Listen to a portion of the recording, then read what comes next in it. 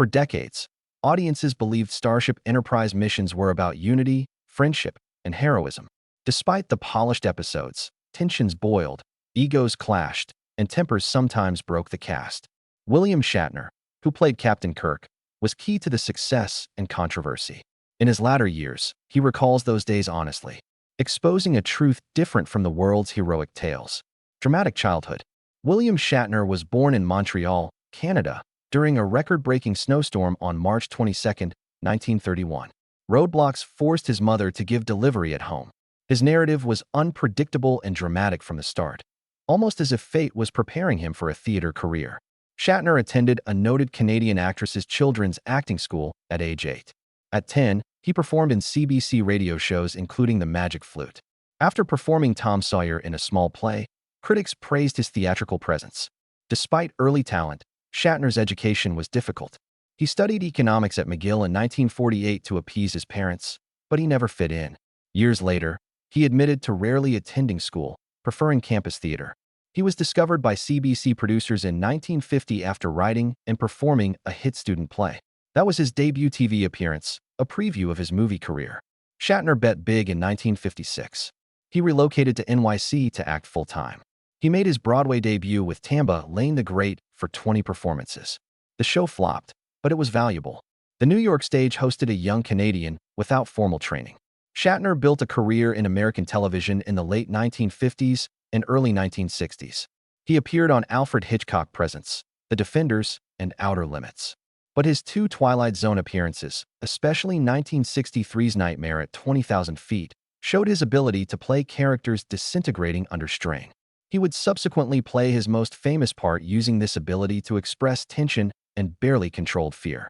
Become Captain Kirk. William Shatner was working in television by 1965, but nothing indicated he would play his lifelong role. Star Trek had a captain then. The Cage pilot starred Jeffrey Hunter as Christopher Pike.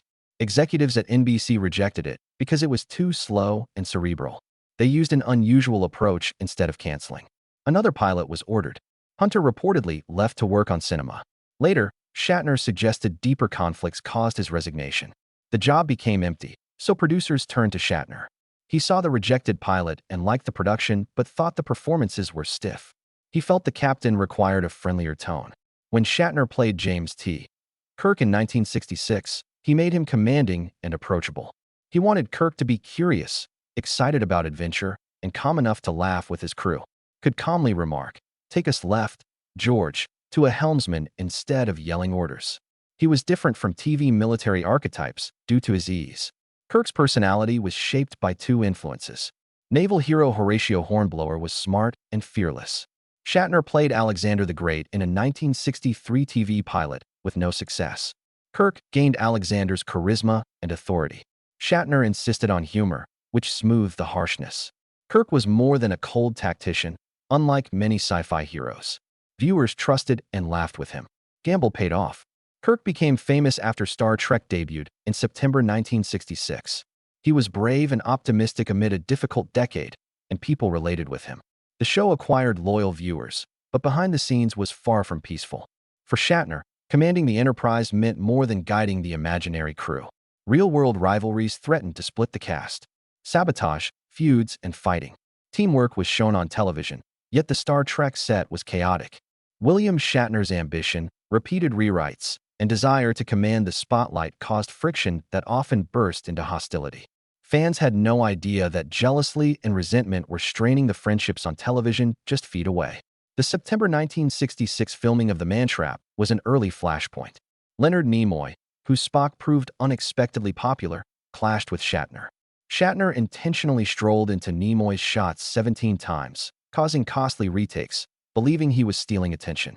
The director was enraged, and Nimoy threatened to leave if it continued. It broke the unity illusion early on. Clashes went beyond personal animosity.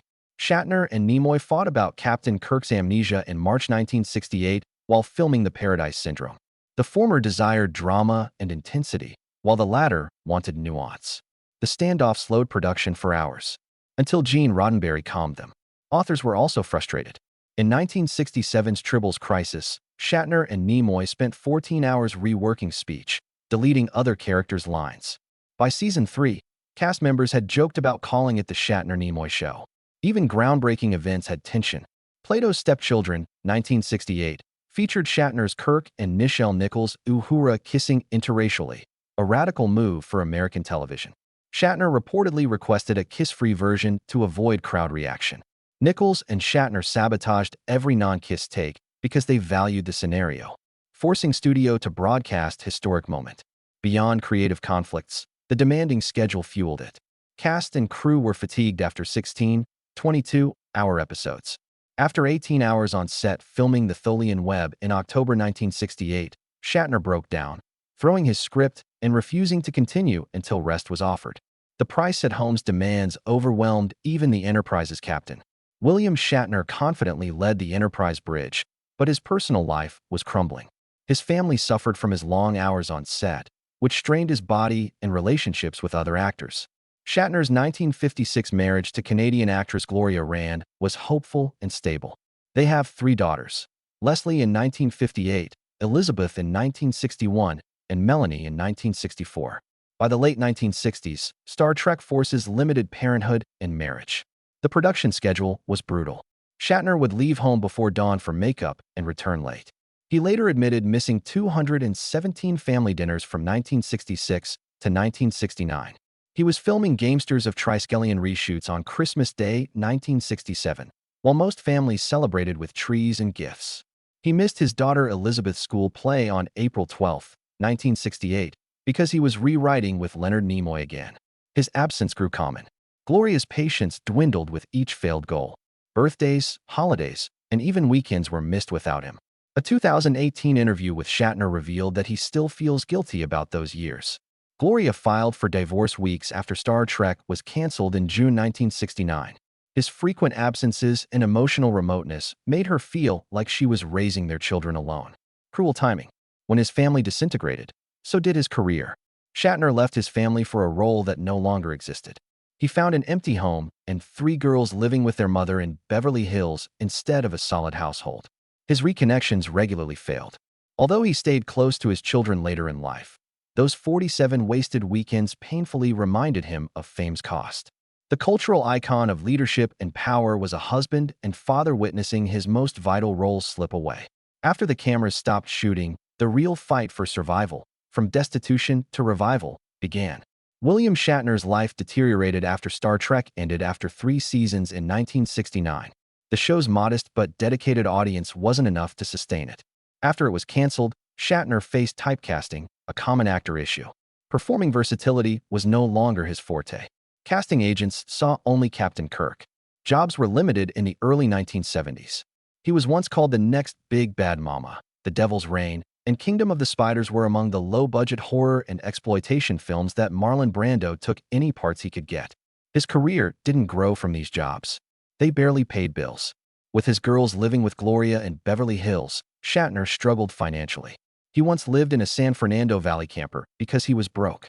He later called this era that period too painful to describe. He attended tiny parties and wrapped up antique items like his Star Trek phaser to make ends meet. Give his girls Christmas gifts because he couldn't afford new ones.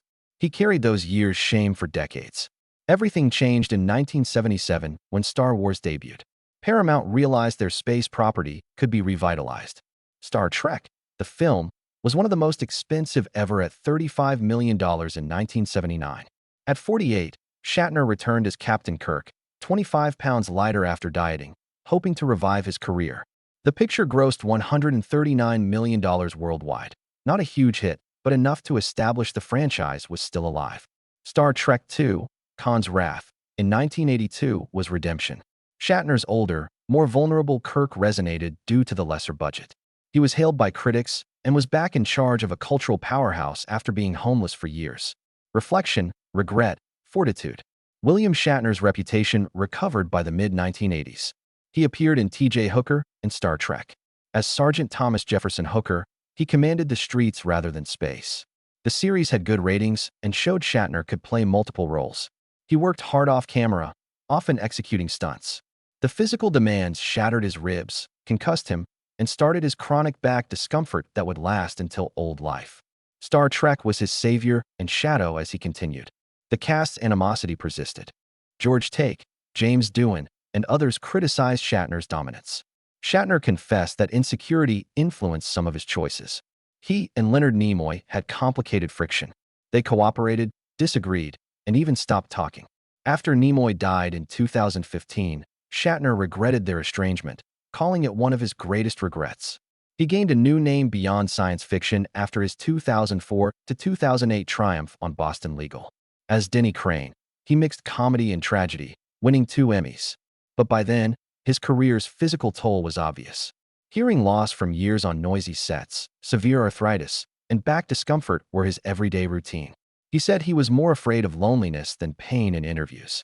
Shatner, now in his 90s, has been candid about Star Trek's set events. He admits the sabotage, disputes, and ego struggles were driven by his desire to be in the spotlight. "I failed sometimes," he remarked, "but I tried to keep the show going." Behind the cameras, Captain Kirk, the bold symbol of mankind, struggled to juggle ambition, uncertainty, and stardom.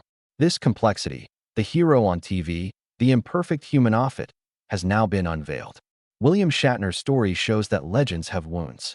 The brave leader was sensitive to fear, rivalry, and regret. At 93, his candor shows fans not only Captain Kirk, but also the man behind the uniform, a man who paid a high price for his role. Did his castmates harshly judge William Shatner? Did his ambition make him Star Trek's villain? Comment, like, and subscribe for more tales on Hollywood stars' unseen challenges.